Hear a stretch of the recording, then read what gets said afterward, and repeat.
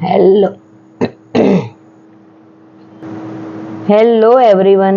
આજે આપણે 7 નંબરનો ટેરોટ કાર્ડમાં લવર્સ કાર્ડ વિશે જોઈશું, જે એર એલિમેન્ટ દર્શાવે છે. યસનો કાર્ડ છે. નંબર 6. જુઓ, આ નંબર 6 છે, જે હાર્મનીને દર્શાવે છે.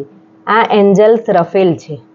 જુઓ, આ જે છે એ એન્જલ્સ રફેલ છે, જેને એન્જલ ઓફ ધ એર પણ કહે છે. આ બે જે માણસ છે, આ બે વ્યક્તિ જે દેખાય છે, તો એ બે માણસને આ એન્જલ આશીર્વાદ આપે છે. આ બે વ્યક્તિ એડમ અને ઈડ છે. આ બે વ્યક્તિ જે આ ગાર્ડન છે, આજુબાજુ જે ગાર્ડન છે, તો તે એડમ અને ઈફનો ગાર્ડન છે.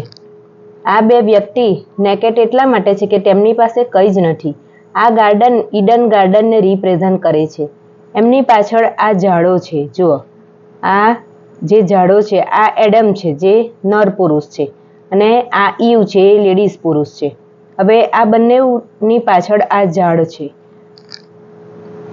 હવે તેમાં આ એડમની પાછળ જે ઝાડ છે, આ એડમની પાછળ એમાં 12 ફળો દેખાય છે, જે આપણા 12 જોડેક સાઇનને રિપ્રેઝન્ટ કરે છે.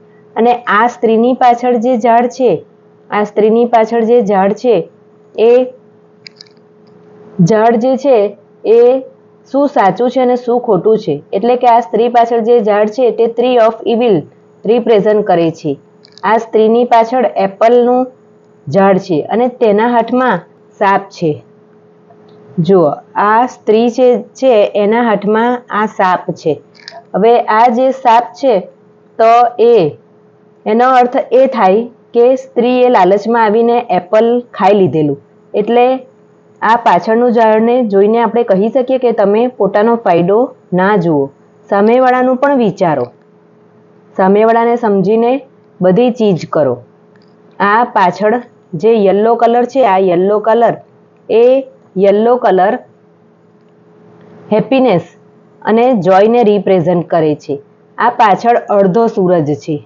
જે આ અર્ધ સૂરજ છે, તો તે અડધો સૂરજ નીકળેલ દર્શાવે છે. આ બે વ્યક્તિએ પોતાની અંદર સ્પિરિચ્યુઅલ એન્વાયરમેન્ટ લાવવું પડશે. જો તેમની વચ્ચે સ્પિરિચ્યુઅલ અન્ડરસ્ટેન્ડિંગ ન લાવશે તો બંને એક નહીં થઈ શકે. આ જે છોકરો છે, આ જે છોકરો છે, તો તેનું સ્પિરિચ્યુઅલ અલાઇનમેન્ટ થઈ ગયું છે. અને જે આ લેડી છોકરી છે, તો તેનું સ્પિરિચ્યુઅલ અન્ડરસ્ટેન્ડિંગ બાકી છે, અલાઇનમેન્ટ બાકી છે. છોકરી ઉપર જોઈ રહી, ઉપરની બાજુ જુઓ, આ છોકરી ઉપરની બાજુ જોઈ રહી છે. એટલે એનામાં સ્પિરિચ્યુઅલ અલાઇનમેન્ટ બાકી છે. જ્યારે બંનેમાં સ્પિરિચ્યુઅલ અલાઇનમેન્ટ થશે ત્યારે બંને એક થઈ જશે. બંનેની વચ્ચે પહાડ છે.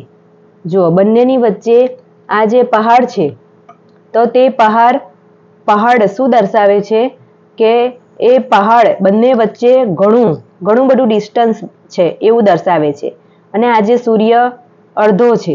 છોકરામાં સ્પિરિચ્યુઅલ અલાઇનમેન્ટ થઈ ગયું છે અને છોકરીમાં બાકી છે. જ્યારે બંનેમાં થશે ત્યારે બંનેનું મિલન થશે. આ કાર્ડ યુનિયન, હાર્મની, લવ પાર્ટનરશિપ, સોલમેટ, સેક્સ્યુઅલ કનેક્શનને રિપ્રેઝન્ટ કરે છે. જ્યારે આ કાર્ડ આવશે ત્યારે કહી શકાય કે તમે બેલેન્સ છો, પ્રેક્ટિકલી, ઇમોશનલ, સ્પિરિચ્યુઅલ, બધી રીતે બેલેન્સ છો. તમારી લાઈફ વેલ્યુ શું છે, મોરલ શું છે, આ બધું સમજાય છે. સાથે સાથે આ કાર્ડ કન્ફ્યુઝનનો પણ કાર્ડ છે.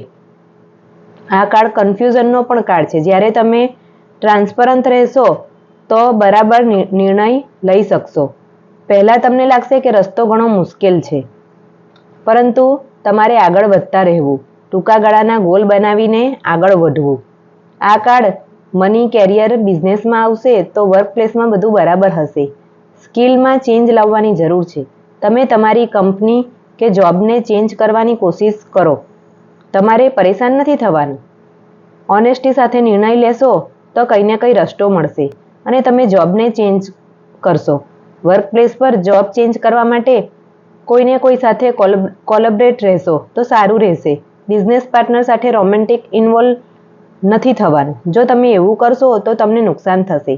મતલબ કે જેની સાથે બિઝનેસ કરશો તેની સાથે રોમેન્ટિક નથી થવાનું, નહીં તો તમને નુકસાન થશે. જ્યારે હેલ્થની બાબતમાં આ કાર્ડ આવશે તો તમારે કહેવાનું કે તમારે હેલ્થ ખરાબ હશે તો ધીમે ધીમે સુધરી જશે. તમારા લવ વન્સનો તમને ઘણો સાથ છે, એ તમારી ઘણી કાળજી લે છે, માટે તમે ઘણું જલ્દી હીલ થાવ છો. જો આ કાર્ડ સ્પિરિચ્યુઆલિટીમાં આવશે તો તમે જણાવવાનું કે તમે તમારામાં ઘણા ખુશ છો. તમારું માઇન્ડ, બોડી, સોલ બધું પૂરેપૂરું બેલેન્સ છે. તમારે જે જોઈએ તે બધું જ તમને મળી રહ્યું છે. અને ઉપરવાળા સાથે તમારું કનેક્શન ઘણું સારું થતું જાય છે. ભગવાન પરનો તમારો વિશ્વાસ ઘણો વધતો જાય છે. જ્યારે આ કાર્ડ લવ રિલેશનશિપમાં આવશે ત્યારે તમારે કેવી રીતે રીડ કરવું?